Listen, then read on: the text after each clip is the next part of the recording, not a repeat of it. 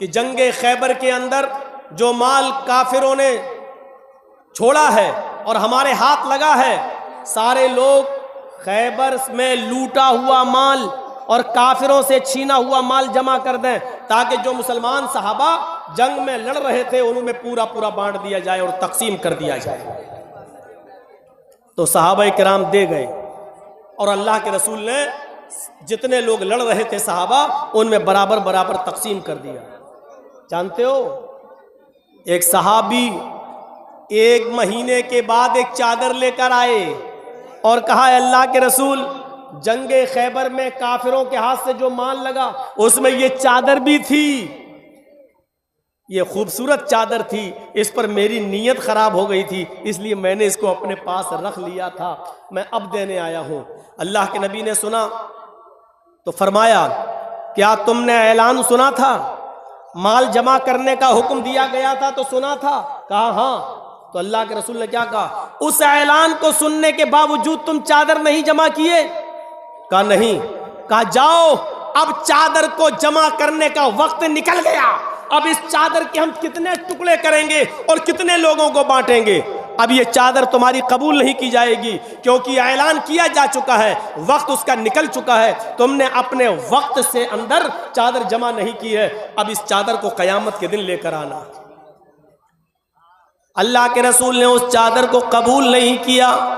वो सहाबी बराबर नमाज पढ़ते रहे, रोजा रखते रहे, सारी इबादतें करते रहे, तहज्जुद पढ़ते रहे, हर चीज की पाबंदी करते रहे।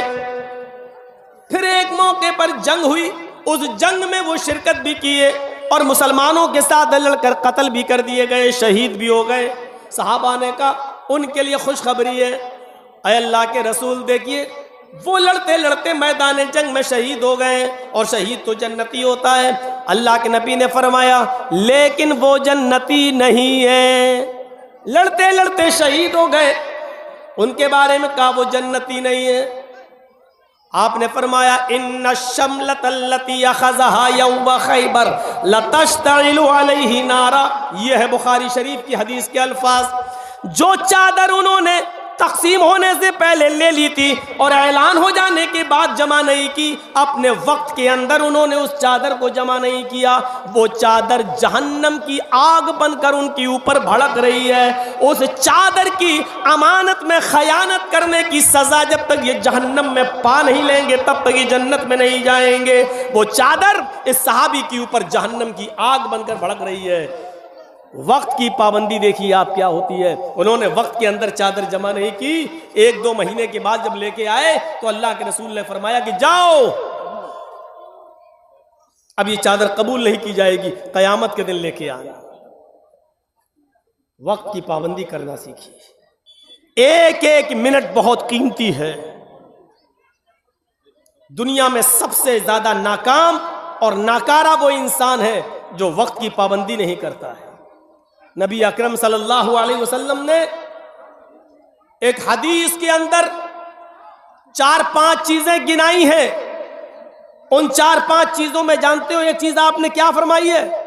इख्तनिम खमसन क़ब्ला खमसिन। आपने फरमाया 5 चीजों के आने से पहले 5 चीजों को गनीमत जान लो। उसमें आपने पहली चीज बताई, शबाबका क़ब्ला हरमिक। अपनी जवानी को अपने बुढ़ापे से पहले गनीमत जान लो। यानी जवानी में इबादत कर लो, बुढ़ापे में इबादत नहीं कर सकोगे। अपनी जवानी को बुढ़ापे से पहले गनीमत जान लो। उसमें दूसरी चीज आपने फरमाई, सेहतका क़ब्ला सुक़मिक। अपनी सेहत और तंदुरुस्ती को अपनी बीमारी से पहले गनीमत जान लो। सेहतमंद हो, तंदुरुस्त हो, अल्लाह की इबादत कर लो, अपनी बीमारी का इंतजार मत करो, क्योंकि बीमारी में न सही से रुकू कर पाओगे न सही से सजदा कर पाओगे। फिर आपने उसी में 5 चीजें जो गिनाई उनमें एक चीज आपने ये भी फरमाई, हयातक क़ब्ला मौतिक। अपनी जिंदगी को अपनी मौत से पहले गनीमत जान लो। अपनी जिंदगी में नेक अमल कर लो, मरने के बाद अमल के दरवाजे बंद हो जाएंगे, फिर अमल नहीं कर सकोगे। उसी 5 चीजों में एक चीज आपने ये भी फरमाई, फराग़का क़ब्ला शुग़लिक। अपने फुर्सत को, अपने टाइम को मसरूफ होने से पहले गनीमत जान लो। यही है वक्त की पाबंदी। अब या फ्री हो, बैठे हो, सुभान अल्लाह, अल्हम्दुलिल्लाह, अल्लाहु अकबर, अल्हम्दुलिल्लाह, ला हौला वला कुव्वता इल्ला बिल्लाह, ये सब दुआएं पढ़ो। टाइम मिल रहा है तो जिक्र व अस्कार करो। जब फोन आ जाएगा हमने 2 ट्रक माल भेज दिया है, जल्दी जाइए अपने ऑफिस। अब आप ऑफिस में जा रहे हैं, माल उतरवा रहे हैं, पुलिस ना पकड़ ले, जल्दी उसको ठिकाने ले। अब आप बिजी हो गए, अब आप अल्लाह की इबादत कर पाओगे? नहीं कर पाओगे। तो एक चीज बताई, जब टाइम मिल रहा है तो उस टाइम को गनीमत जान लो। एक एक मिनट को गनीमत जानने का हुक्म दिया। एक एक मिनट को गनीमत जानो, एक एक सेकंड को गनीमत जानो। जो मिनट तुम्हारी जिंदगी से गुजर गया वो दोबारा वापस लौट कर नहीं आएगा। इसलिए वक्त की अहमियत को समझो और अपनी जिम्मेदारी को समझो। हर आदमी अपनी जिम्मेदारी समझे। हजरत उमर फारूक जब खलीफा बनाए गए तो आपको मालूम होगा, और ये वाकया शायद आपने आज तक किसी और मौलवी से ना सुना हो। हजरत उमर फारूक जब खलीफा बनाए गए तो उनके ज़माने में एक ऊंट जो बैतुल माल में था, मुसलमानों की अमानत थी, किसी तरीके से रस्सी तोड़ने में कामयाब हो गया और भाग गया।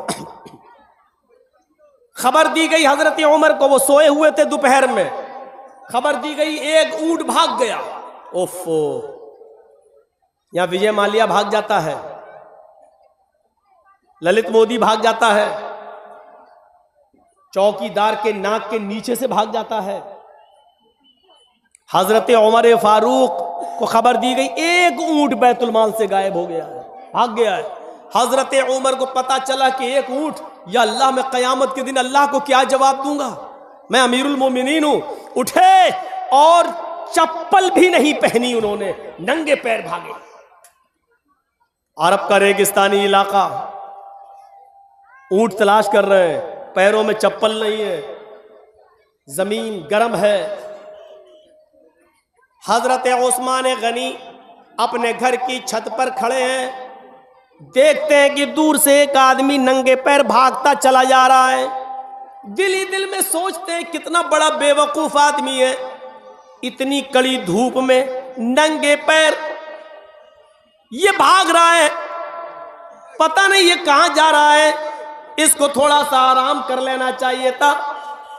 ये गर्म जमीन पर नंगे पैर क्यों भाग रहा है? ये बेवकूफ आदमी है, इतनी सख्त धूप में ये कहां भाग रहा, पसीना पसीना। जब हजरत उमर करीब से गुजरे तो उस्मान गनी पहचान गए कि ये तो हजरत उमर है। कहने लगे, अमीरुल मोमिनीन, इतनी कड़ी धूप में आप कहां भाग रहे हैं, कहां जा रहे हैं? फरमाया, है उस्मान, बैतुल माल का एक ऊंट गायब हो गया है, वो आगे आगे भाग रहा है, मुझे उस ऊंट को पकड़ के बैतुल माल में जमा करना है। अगर आज वो गायब हो गया तो कयामत के दिन मैं अल्लाह को क्या जवाब दूंगा? हजरत उस्मान ने कहा, इधर आओ, हमारे घर में हमारे बहुत से नौकर हैं, बहुत से गुलाम हैं, मैं इनको भेज देता हूं, ये ऊंट पकड़ कर आपके बैतुल माल में जमा कर देंगे। आप आइए और पानी पीजिए, नंगे पैर हैं आप। हजरत उमर ने जो जवाब दिया, मदरसे के जिम्मेदारों सुनो, जलसे के जिम्मेदारों सुनो, तुम्हें अभी एक एक पैसे का हिसाब देना है, मदरसे का, जलसे का एक एक रुपए का हिसाब तुम्हें भी देना है। अगर कोई मांगे तो मना नहीं करना चाहिए। हजरत उस्मान गनी ने जब कहा, आओ ठंडा पानी पी लो, बैठो, मैं अपने गुलामों को भेज देता हूं, वो ऊंट पकड़ के तुम्हारे बैतुल माल में जमा कर देंगे। हजरत उमर जवाब देते हैं, उस्मान, तेरा पानी तुझे मुबारक हो, तेरे घर की छत की का साया तुझे मुबारक हो। अमीरुल मोमिनीन मैं हूं, तुम नहीं। अगर ऊंट गायब हो गया तो कयामत के दिन सवाल मुझसे होगा, तुमसे नहीं, क्योंकि जिम्मेदार मैं हूं, तुम नहीं। ये कहकर वो आगे बढ़े और उस ऊंट को जब तक पकड़ नहीं लिया और बैतुल माल में जमा नहीं कर दिया, तब तक उनको नींद नहीं आई। जब बैतुल माल में उस ऊंट को लाए तो बैतुल माल के जिम्मेदारों से पूछा, ये ऊंट कैसे भाग गया? तुमने निगरानी नहीं की, रस्सी तोड़ने में कामयाब कैसे हो गया? तो एक साहब ने बताया, अमीरुल मोमिनीन, इस ऊंट की लेटरीन के रास्ते में जख्म हो गया है।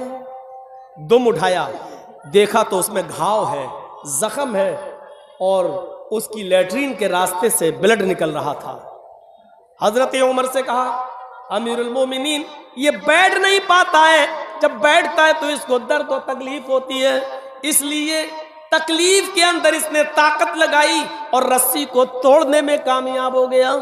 हजरत उमर ने कहा, इस ऊंट की लैट्रीन के रास्ते में इतना बड़ा जख्म है, ये ऊंट इतना जख्मी हो गया है और अभी तक उसका कोई ख्याल नहीं रखा गया है।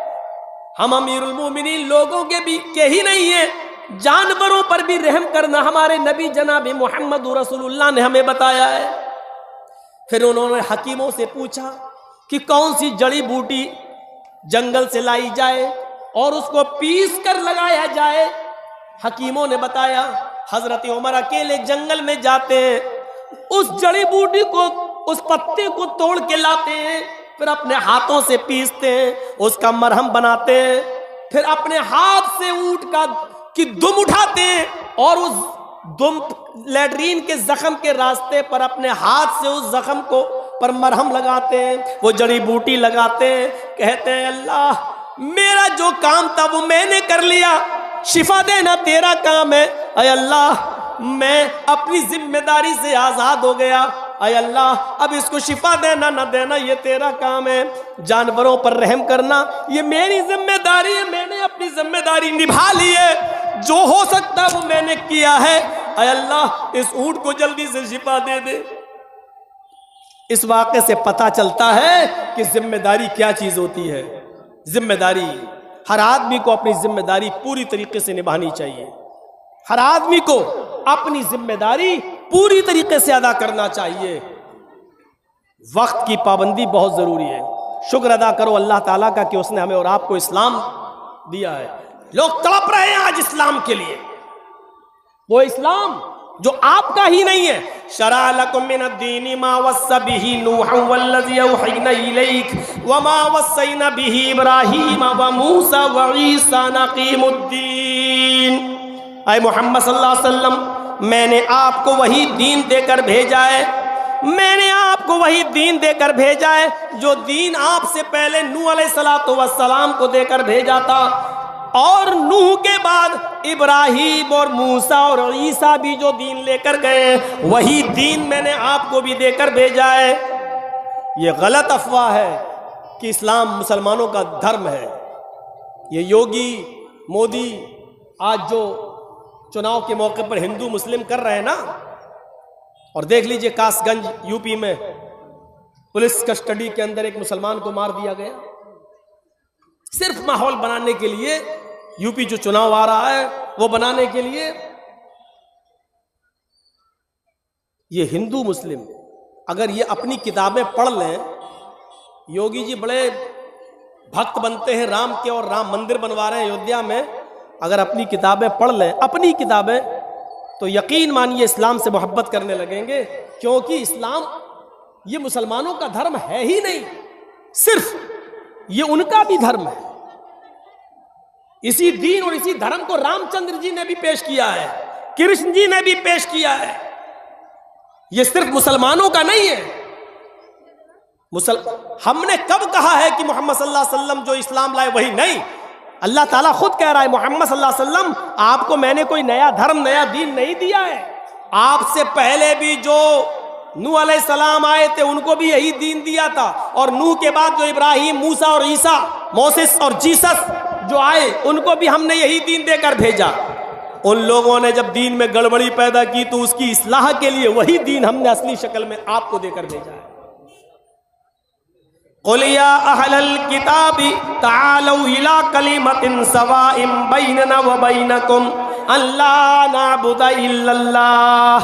आए मोहम्मद सल्लल्लाहु अलैहि वसल्लम आप ऐलान कर दीजिए, आप दुनिया वालों को बता दीजिए, आप दुनिया वालों से कह दीजिए, आप यहूदियों से और ईसाइयों में ऐलान कर दीजिए, या अहलल किताब, आए अहले किताब, आए तौरात वालों, जबूर वालों, इंजील वालों, आए यहूदियों, आए ईसाइयों और आए दाऊद अलैहिस्सलाम के मानने वालों, तालौ इला कलिमतिन सवाइम बैनना व बैनकुम, आओ एक ऐसे कलमे की तरफ। देखिए कुरान क्या कह रहा है, तालौ इला कलिमतिन सवाइम बैनना व बैनकुम, आओ एक ऐसे कलमे की तरफ, आओ एक ऐसे मूल मंत्र की तरफ जो हमारे और तुम्हारे दरमियान बराबर है। यानी वही कलमा ऐ यहूदियों तुम्हारा भी है, वही कलमा ईसाइयों तुम्हारा भी है। और देख लो मूसा अलैहिस्सलाम जब रसूल बनकर दुनिया में आए तो उनका कलमा था ला इलाहा इल्लल्लाह, मूसा रसूलुल्लाह। नूह अलैहिस्सलाम को जब पहले रिसालत मिली तो उनका भी कलमा था ला इलाहा इल्लल्लाह, नूह रसूलुल्लाह। ईसा अलैहिस्सलाम आए तो उनका कलमा था ला इलाहा इल्लल्लाह, ईसा रसूलुल्लाह। देख रहे हैं आप, नूह आए तो कलमा नहीं बदला गया, सिर्फ दूसरा जुमला बदला जा रहा, बस ला इलाहा इल्लल्लाह तीनों का एक ही रहा, ला इलाहा इल्लल्लाह नूह रसूलुल्लाह। मूसा जब आए तो पढ़ा गया ला इलाहा इल्लल्लाह मूसा रसूलुल्लाह, ला इलाहा इल्लल्लाह नहीं बदला जा रहा है। ईसा जब आए तो पढ़ा जा रहा है ला इलाहा इल्लल्लाह ईसा रसूलुल्लाह। कलमा पहला मंत्र नहीं बदला गया, रसूल के एतबार से दूसरा जुज बदला गया। जब इस्लाम आया, मुहम्मदुर रसूलुल्लाह आखिरी नबी बनकर आए तो आपने भी उसी मूल मंत्र को बाकी रखा, ला इलाहा इल्लल्लाह मुहम्मदुर रसूलुल्लाह। पहला मंत्र नहीं बदला गया। और हिंदू भाइयों में भी पहला मंत्र वही है, एकम ब्रह्मादित्य नास्ति नास्ति किंचन, एक ही ब्रह्मा है दूसरा नहीं। बल्कि पंडित जब मरता है तो मरने से पहले अपने बेटे को ला इलाहा इल्लल्लाह पढ़ने की वसीयत करता है। मरने से पहले कहता है मेरे बेटे तू भी मरने से पहले ला इलाहा पढ़ लेना, जिसको हम वेदों की जबान में अनकही कहते हैं। ला इलाहा हरण पापन इल्लल्लाह परमपिदम, मेरे बेटे मरने से पहले ला इलाहा पढ़ लेना। हरणे पापन, जब तू ला इलाहा इल्लल्लाह पढ़ेगा तो तेरे पाप हरण हो जाएंगे, तेरे पाप मिट जाएंगे। ला इलाहा इल्लल्लाह पढ़ोगे तो तुम्हारे पाप धुल जाएंगे, मिट जाएंगे, खत्म हो जाएंगे। यानी इस्लाम लाने से पाप मिट जाते हैं। इन्नल इस्लाम यहदिमु मा कान क़ब्ला, जो इस्लाम कबूल कर लेता है, कलमा पढ़कर इस्लाम की शीतल छाया में आ जाता है, उसके इस्लाम लाने से पहले जितने भी गुनाह हैं सारे के सारे गुनाह माफ़ कर दिए जाते हैं, उसके गुनाह बख्श दिए जाते हैं। ये इस्लाम का भी कलमा है। कौन कहता है कि इस्लाम सिर्फ मुसलमानों का धर्म है? कौन सी चीज ऐसी है जो हम करते हैं और आपके यहां नहीं है? बताइए। हम कलमा पढ़ते हैं, आप भी ब्रह्म सूत्र पढ़ते हैं, हम ला इलाहा इल्लल्लाह पढ़ते हैं, आपके यहां पर भी ला इलाहा इल्लल्लाह है। ला इलाहा हरणे पापन इल्लल्लाह परम पिदम, ये क्या है? एकम ब्रह्मादित्य नास्ति नास्ति किंचन, ये क्या है? हम नमाज पढ़ते हैं, आपके यहां पर भी साष्टांग है। 8 अंगों को जमीन पर रखो, 8 अंगों को जमीन पर रखो, यानी नाक और माथा 2, 2 हाथ 4, दोनों घुटने 6 और दोनों पैर 8, यानी सजदा करो। हमारे यहाँ नमाज है तो आपके यहाँ साष्टांग है, यानी सजदे का जिक्र आपके यहाँ पर भी है। बल्कि कृष्ण जी ने अर्जुन को 5 वक्त की नमाज पढ़ने का हुक्म भी दिया श्रीमद् भागवत गीता के अध्याय 6 मंत्र नंबर 10 में। योगी युज्जित सततमात्मानं रासिस्थिता एकाकी अच्युतात्मा निराशीर परिग्रह। जब तुम ईश्वर की पूजा करने खड़े हो तो पूरे शरीर का योग कर लो, पूरे शरीर की एक्सरसाइज कर लो। हृदय नमः, सीने पे हाथ रख लो, हृदय दिल नमः, सर को झुका लो सजदे की जगह पर, हृदय दिल हाथ। हिंदू को देखते हो आप ऐसे करता है, मूर्ति के सामने खड़ा ऐसे, ओम भूर्भुवः स्वः। किसी हिंदू को आपने ऐसे ऐसे नहीं देखा होगा, ऐसे ही देखा होगा। क्यों? दिल से इबादत या दिल से पूजा। ये हृदय, जब ईश्वर की पूजा करने खड़े हो तो दिल पर हाथ रख लो। हम लोग भी अल्लाह अकबर कहकर यहाँ हाथ रख लेते हैं, जो लोग जहाँ रखते हैं हमें उनसे कोई एतराज नहीं है, लेकिन इबादत दिल से होती है, इस बात को याद रखिए। हृदय नमः, अपने सीने पर हाथ रख लो। अर्जुन कह रहे हैं, कृष्ण कह रहे हैं अर्जुन से, कृष्ण जी अर्जुन से, सतत महात्मानम, और हमेशा पढ़ते रहना, कभी छोड़ना नहीं।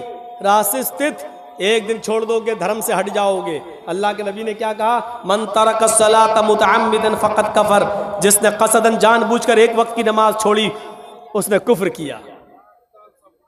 एकाकी अच्युतात्मा निराशीर परिग्रह, एक अल्लाह के सामने खड़े हो जाओ। यच्युतात्मा, अपनी आत्मा को वहीं लगा दो, इधर उधर मत देखो। ऐसे नहीं। हम लोग क्या करते हैं, अब तो बहुत से लोग ऐसे करने लगे हैं। अब कहीं इमाम साहब ने अगर कहीं लंबी सूरत पढ़ दी, अलिफ लाम मीम ज़ालिकल के, तो चौंक जाएगा, है ये तो बहुत लंबी सूरत है, फिर ऐसे घड़ी देखेगा। आजकल ये हो रहा है। कभी कभी तो ऐसे भी देख लो, ऐसे भी हो जाती है। जबकि कृष्ण जी अर्जुन से कह रहे हैं यच्चतात्मा, आत्मा वहीं लगी रहे, दिल इधर उधर नहीं होना चाहिए, एकाकी एक जगह। निराशीर परिग्रह, सारे देवी देवताओं से निराश हो जाना, ऊपर वाले से निराश मत होना।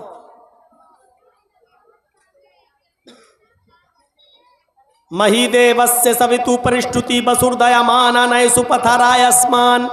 और उसमें ये मंत्र पढ़ना, महीदेवस्य सवितु परिष्टुति, मही मनी महान है हमारा देवता, देवस्य हमारा देवता, महीदेवस महान है हमारा देवता, सवितु जिसके लिए सारी की सारी परिष्टुति तारीफ प्रशंसा है, महान है हमारा वो देवता जिसके लिए सारी की सारी प्रशंसा सारी की सारी तारीफ है। हम लोग क्या पढ़ते हैं, अल्हम्दुलिल्लाहि रब्बिल आलमीन, तमाम तारीफें उस अल्लाह के लिए हैं जो दोनों जहान का रब है। कृष्ण जी कह रहे हैं ये पढ़ो, हमारे यहां भी वही पढ़ा जा रहा है। कृष्ण जी कहते हैं अर्जुन बसुर दयामाना, उसके बाद कहो वो बड़ा दयालु और कृपालु है। हम लोग क्या पढ़ते हैं, अर्रहमान अर्रहीम, वो बड़ा ही मेहरबान इंतहाई रहम करने वाला है। कृष्ण जी कहते हैं पढ़ो नए सुपथराय आसमान, सुंदर पथ मानी रास्ता, राय मानी चलाना, आसमान हमारे फायदे के लिए। हाय प्रभु हमको हमारे लाभ हमारे फायदे के लिए सुपथा सुंदर रास्ते पर चला, हमको हमारे लाभ के लिए फायदे के लिए अच्छे रास्ते पे चला। हम और आप क्या पढ़ते हैं, इहदिना सिरातल मुस्तकीम, अय अल्लाह हमको सिराते मुस्तकीम पर सीधे रास्ते पर चला। कृष्ण जी के जो कह रहे हैं वही हमारे नबी ने भी कहा है। इसीलिए मैं कहता हूं कि हिंदू मुस्लिम की राजनीति करने वाले अगर अपनी किताबें पढ़ लें तो कभी इस्लाम से नफरत नहीं करेंगे, मुसलमानों से नफरत नहीं करेंगे। उनके बस में नहीं है नफरत करना, अगर वो किताबें पढ़ लें। जैसे हम इस्लाम पढ़ने के बाद और हिंदू धर्म की किताबें पढ़ने के बाद किसी हिंदू से नफरत नहीं कर सकते, क्योंकि हमारा कुरान कहता है एक मनुष्य को, एक नफ्स को अगर किसी ने कत्ल कर दिया तो वो पूरी दुनिया का कातिल है।